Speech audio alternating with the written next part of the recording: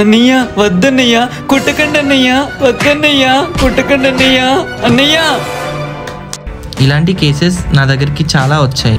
ఏంటంటే current shocks పెట్టడము, mentally counselling ఇవ్వడము, హౌస్ అరెస్ట్ చేయడము, ఇలాంటివి పెట్టడం వల్ల వాళ్ళు సూసైడ్ చేసుకునే ఛాన్స్ ఉంటుంది.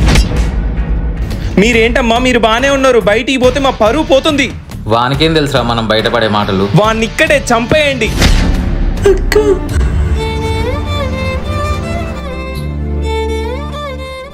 నానా ఆగు. అవునా, వీడి వల్ల మన పరువు అంతా పోతుంది.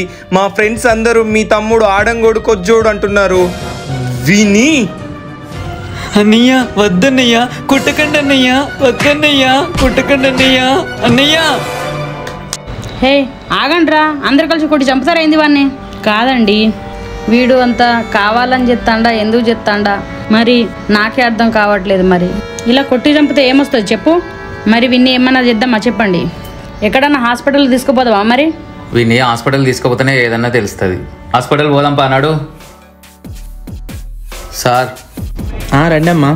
రండమ్మా కూర్చోండి, చెప్పండి. మావోడు ప్రవర్తన వేరే విధంగా చేస్తున్నాడు సార్. మావోడు అంతా ఆడపిల్ల లెక్క మాట్లాడుతున్నాడు సార్.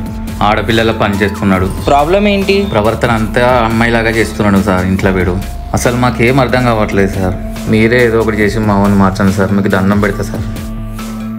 నేను చెకప్ చేసి చెప్తా. హలో నాన్న. హలో అండి. నీ పేరేం పేరు? నా పేరు సతీష్. ఏం చదువుకుంటున్నావు? Inter second year. ఎప్పటి నుంచి ఇలా బిహేవ్ చేస్తున్నావు? ఏమో నాకేం తెలీదు, నేను అబ్బాయిలానే ఉన్నాను కదా. అసలు ఎప్పటి నుంచి ఇలా అనిపిస్తుంది నీకు? అసలు ఎందుకు అలా అడుగుతున్నారు సార్ నన్ను? అసలు నేను అబ్బాయిలా లేనా? నీతో కాసేపు అయ్యాక మాట్లాడతాను, బయటకు వచ్చు. మీరు చెప్పింది నిజమే. మీ అబ్బాయితో మాట్లాడినాక నాకు అర్థమైంది ఏంటంటే, మీ అబ్బాయి గురించి పూర్తిగా తెలవాలంటే నేను కొన్ని టెస్ట్ రాస్తాను, ఆ టెస్ట్ చేయించి తీసుకొని రండి. సరే సార్, చేపించుకొస్తాం. సరే అమ్మా, ఈ టెస్టులు చేయించి తీసుకొని రండి. సార్ ఇదిగోండి సార్ రిపోర్టు. అమ్మా రిపోర్ట్స్ వచ్చాయి, కానీ కొన్ని విషయాలు చెప్తాను, మీరు బాధపడకూడదు. అదేంటంటే, మీ అబ్బాయి రిపోర్ట్స్ చూసిన తర్వాత నాకు అర్థమైంది ఏంటంటే కొన్ని మార్పులు ఉంటాయి, అవి మీరు అర్థం చేసుకోవాలి. ఏంటంటే మీ అబ్బాయిలో అమ్మాయి హార్మోన్స్ ఉండడం వల్ల, ఇన్బ్యాలెన్స్ వల్ల ప్రాబ్లం వచ్చింది. సో ఇది మీరు అర్థం చేసుకొని అబ్బాయిని తనకు నచ్చినట్టు ఉండనియాలి. ఇలాంటి కేసెస్ నా దగ్గరికి చాలా వచ్చాయి. ఏంటంటే కరెంట్ షాక్స్ పెట్టడము, మెంటల్లీ కౌన్సిలింగ్ ఇవ్వడము, హౌస్ అరెస్ట్ చేయడము, ఇలాంటివి పెట్టడం వల్ల వాళ్ళు సూసైడ్ చేసుకునే ఛాన్స్ ఉంటుంది.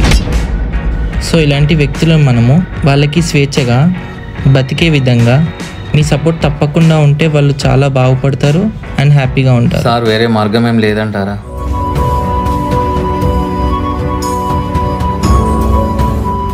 లేదండి, అట్లాంటిది ఏం లేదు, చెప్పాను కదా.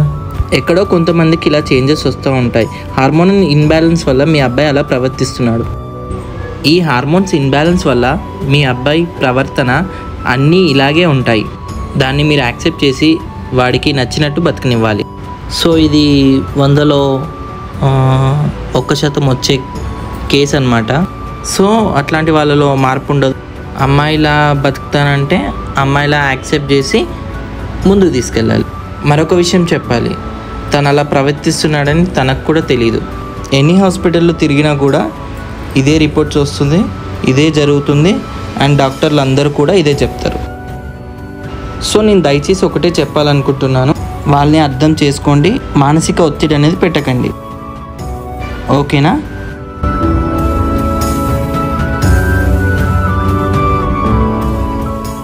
ఏమైంది? డాక్టర్ ఏమన్నాడు? ఏమనుడేమున్నదిరా, ఇక వాడు అంతేనంట ఆడంగని చెప్పేసిండు.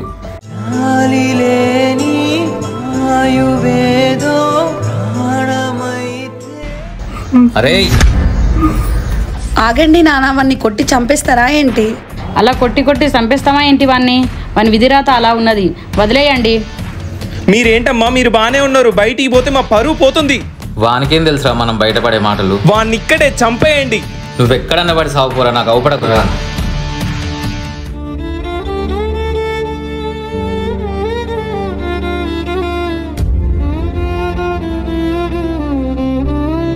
ఏడవకరా తమ్ముడు.